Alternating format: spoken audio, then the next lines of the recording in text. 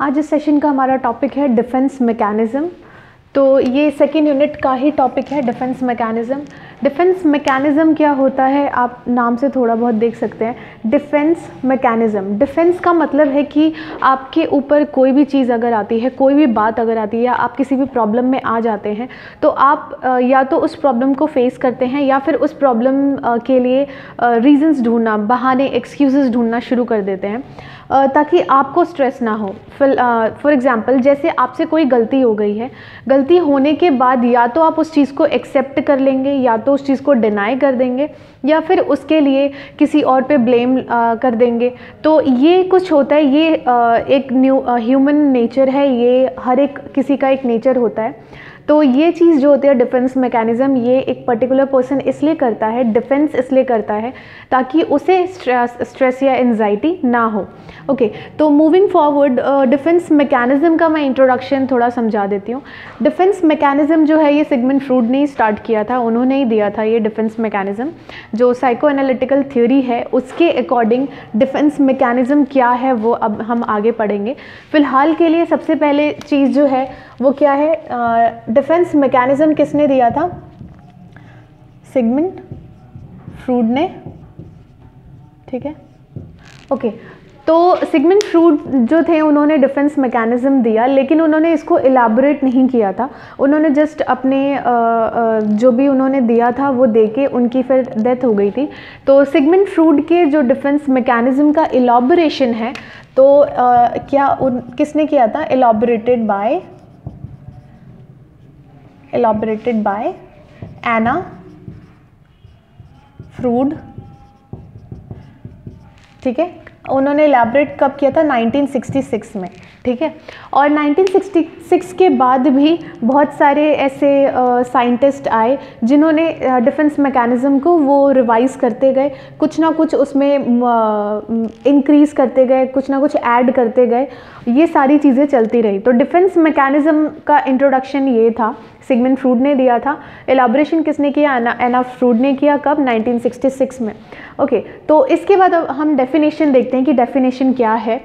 इन psycho analytical theory, जैसा मैंने बोला कि सिगमंड फ्रॉइड का जो साइको एनालिटिकल थ्योरी था उसमें उन्होंने डिफेंस मैकेनिज़्म के बारे में भी बताया हुआ था कि एक ह्यूमन बिहेवियर है, ह्यूमन नेचर है, एक पर्सनालिटी है कि जब भी उन पे कोई मुसीबत आती है तो या तो उस चीज़ को डिनाई कर देते हैं या फिर उसके लिए अलग अलग तरीके से वो डिफेंस करने की कोशिश करते हैं ताकि उनके ऊपर कोई स्ट्रेस या एंजाइटी ना हो। ये पूरा जो प्रोसेस होता है वो अनकॉन्शियस होता है, ह्यूमन बीइंग का नेचर होता है, उन्हें ऐसा नहीं, उन्हें बहुत अच्छे से पता है, ये पूरा अनकॉन्शियस प्रोसेस है। ओके, नेक्स्ट हम देखते हैं डेफिनेशन क्या है।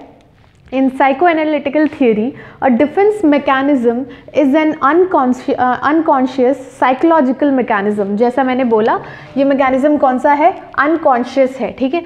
Unconscious psychological mechanism that reduces anxiety arising from unacceptable or potentially harmful stimuli, ठीक है। स्टिमुलाई में कोई भी सिचुएशन हो सकता है, चाहे वो एक्सीडेंट है या फिर कुछ भी है। जैसे स्टूडेंट्स के लिए अगर वो चीटिंग का केस है, या किसी के लिए कार एक्सीडेंट है, किसी के लिए बाइक एक्सीडेंट है, कुछ भी, कोई भी एक स्टिमुलाई आप बोल सकते हैं। उस चीज़ के लिए उस चीज़ से क्या होगा, उनको एंजाइटी हो सकती है, उससे स्ट्रेस हो सकता है। उस स्ट्रेस और एंजाइटी को हटाने के लिए, अवॉइड करने के लिए वो क्या करना शुरू कर देते हैं? साइकोलॉजिकल मैकेनिज़्म शुरू कर देते हैं, जिसको हम क्या बोलते हैं? Defence mechanism. ओके, मैं एक और बार समझा देती हूँ। In psychoanalytic theory, a defense mechanism is an unconscious psychological mechanism that reduce anxiety arising from unacceptable और potentially harmful stimuli, ठीक है। किसी भी चीज़ से अगर एक ह्यूमन को कुछ ऐसा लग रहा है कि वो हार्मफुल है मेरे लिए, तो वो उस चीज़ के लिए अनकॉन्शियसली ही उनकी जो बॉडी होती है या फिर उनका जो साइकोलॉजिकल बिहेवियर है वो उसके लिए क्या होगा? एक डिफेंस मैकेनिज़्म रेडी कर देता है। उसके शॉर्ट में एक डेफिनेशन ये भी है, any method used by person to get relieved from stress and anxiety to improve one self image, ठीक है। मतलब किसी भी इंसान के लिए कोई भी मेथड यूज़ करना ताकि उसकी जो इमेज है वो क्लियर हो जाए या फिर उसके ऊपर कोई ब्लेम ना आए, उन सारी चीज़ों को हम क्या बोलते हैं, डिफेंस मैकेनिज्म बोलते हैं। ओके, तो ये डेफिनेशन था। नेक्स्ट हम देखते हैं कि पर्पस क्या है। पर्पस क्या होता है डिफेंस मैकेनिज्म का। This is purpose of defence mechanism. Okay, now coming to purpose. Purpose क्या होता है डिफेंस मैकेनिज्म का, क्यों डिफेंस मैकेनिज्म इंपॉर्टेंट है वो हम यहाँ पे देखते हैं, या फिर क्यों होता है डिफेंस मैकेनिज्म। तो सबसे पहले क्या है, protect individual against psychosocial threat, ठीक है। जो भी इंडिविजुअल हैं, जैसे हम किसी भी पर्टिकुलर अगर पर्सन की बात करें, अगर उन्होंने उनके साथ कुछ ऐसा हार्मफुल हो गया है, कार एक्सीडेंट हो गया या कुछ भी हो गया है, तो उस चीज़ से बचने के लिए या फिर अपनी उन्हें स्ट्रेस ना हो ज़्यादा, उसके लिए क्या होता है, वो डिफेंस मैकेनिज्म स्टार्ट हो जाता है, ठीक है। तो protect individual against psychosocial threats, ठीक है। साइकोसोशियल थ्रेट्स का मतलब ये है कि सोसाइटी में साइकोलॉजिकल बातें कैसी चलनी हो जाएंगी। मतलब एक पर्सन बहुत ही ज़्यादा सोचना शुरू कर देते हैं कि सोसाइटी में उनके लिए क्या बातें शुरू हो जाएंगी, वो इमेज कॉन्शियस बहुत ज़्यादा हो जाते हैं। तो उस थ्रेट से बचने के लिए क्या है, वो प्रोटेक्ट करता है defence mechanism. Okay, next one is reduce anxiety and stress. Anxiety और स्ट्रेस क्या है, उसको रिड्यूस करता है।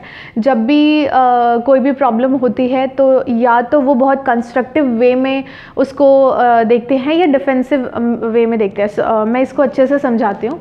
जैसे किसी का एंगर है, बहुत ज़्यादा अगर गुस्सा है वो, तो कुछ लोग क्या करते हैं, अपने गुस्से को कंस्ट्रक्टिव वे में लेके जाते हैं।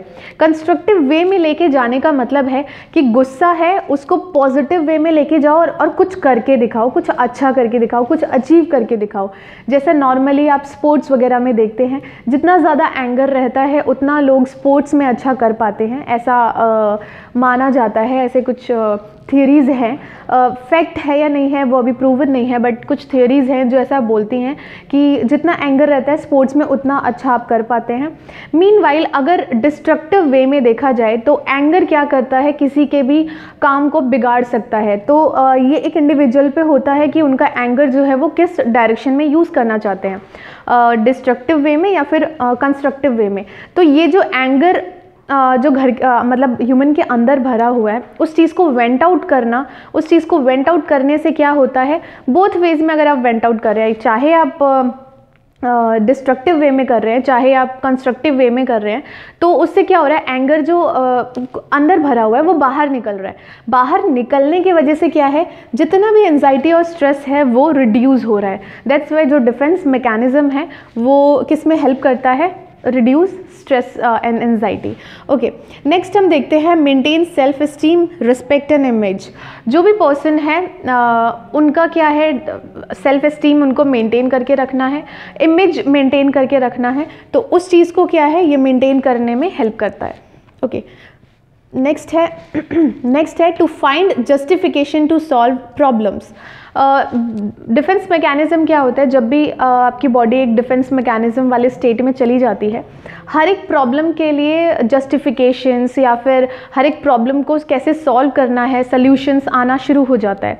यहाँ पे जस्टिफिकेशन वर्ड इसलिए यूज़ कर रहे हैं क्योंकि डिफेंस मैकेनिज्म में आगे हम टाइप्स पढ़ेंगे कि कौन कौन से टाइप्स के होते हैं। तो डिफेंस मैकेनिज्म में कुछ टाइप्स ऐसे हैं जहाँ पे एक इंडिविजुअल अगर उसकी गलती है तो वो अपनी गलती किसी और के ऊपर डालना शुरू कर देते हैं, किसी और को ब्लेम करते हैं, चाहे एनवायरनमेंट हो, क्लाइमेट हो, कोई पर्टिकुलर पर्सन हो, वो ब्लेम करना शुरू कर देते हैं और वो हर अपने एक गलती के लिए जस्टिफिकेशन रेडी रखते हैं।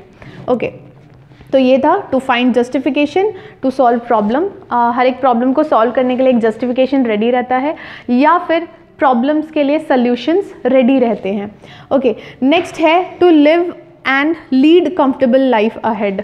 अगर कोई भी पर्सन एंजाइटी फ्री होगा, अगर उसको स्ट्रेस नहीं होगा, तो वो अपना लाइफ जो है वो बहुत अच्छे से और बहुत कंफर्टेबल होकर अपनी लाइफ बिता सकते हैं और अपनी लाइफ में लीड भी कर सकते हैं, एज अ लीडर भी वो अपनी लाइफ जी सकते हैं। तो ये कुछ पर्पस थे तो आज के सेशन में हमने डेफिनेशन, सबसे पहले इंट्रोडक्शन डील किया। सिगमंड फ्रूड ने डिफेंस मैकेनिज्म दिया था। ये साइको एनालिटिकल थियरी में ही आता है। सिगमंड फ्रूड के देने के बाद एलॉबरेट किसने किया? एना फ्रूड ने किया 1966 में।